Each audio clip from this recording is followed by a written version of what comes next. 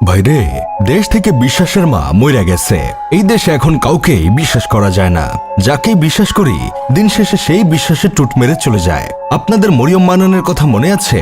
যার মা নিখোঁজ হবার পর পুরো জাতি কান্নাকাটি করতে করতে চোখের পানি নাকের পানি এক করে ফেলছিল। আর মরিয়ম মান্নানের কান্না দেখে শুধু মানুষ না, পশু পাখি জীবজন্তু চেয়ার টেবিল জড় পদার্থ সবাই কেঁদেছিল। সবাই দোয়া করেছিল মেয়ে যেন তার মাকে ফিরে পায়।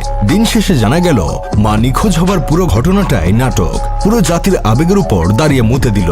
রাজধানী ঢাকার মোহাম্মদপুর এলাকা থেকে নিখোঁজ হয়েছিল 11 বছর বয়সী এক মেয়ে। ফুসফুস ক্যান্সারে আক্রান্ত মায়ের চিকিৎসার জন্য পরিবারের সঙ্গে ঢাকা এসেছিল মেয়েটি। সেখান থেকে হারিয়ে যায়।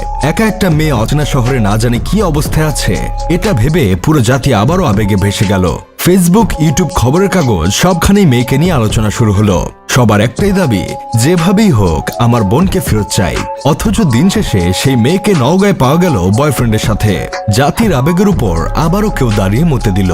কয়েকদিন আগের ঘটনা, এইচএসসি পরীক্ষা দিতে গিয়ে এক মেয়ে নিখোঁজ হয়। দেশের বর্তমান পরিস্থিতি এমনিতেই খারাপ, তার উপর একটা মেয়ে নিখোঁজ। পুরো জাতি আবার আবেগে ভেসে গেল। সবাই পোস্ট করতে লাগলো, আমার বোনকে যেভাবেই হোক ফিরিয়ে দেন। সেই মেয়েকে উদ্ধার করে সাভার থেকে। উদ্ধারের পর মেয়ে এক কাহিনী বলে, মেয়ের পরিবার আরেক কাহিনী বলে।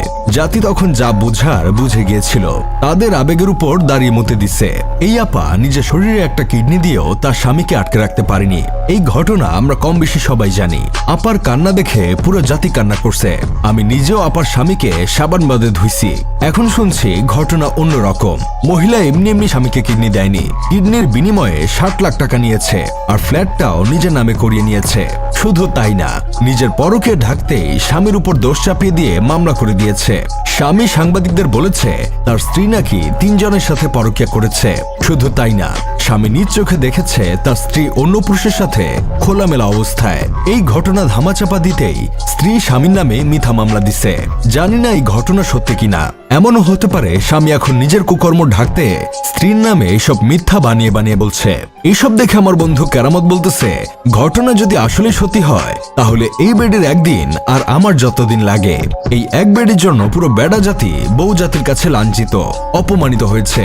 যাই হোক, শেষমেশ আমি গোলাম হোসেন একটা কাজের কথা কই। তাবিজ ফারুকের একটা গান ছিল, ভালোবাসার গোষ্ঠী কিলাই, ভালোবাসা ভালো নাই।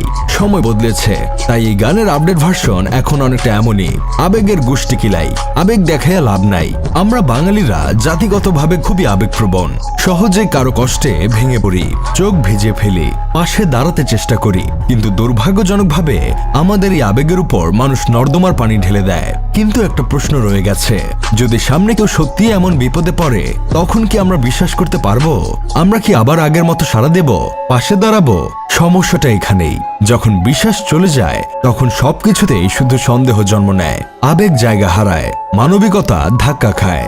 একটা সমাজ তখনই নষ্ট হয়ে যায় যখন মিথ্যা কাঁদিয়ে ফেলে আর সত্য কাঁদলেও কেউ পাশে দাঁড়ায় না।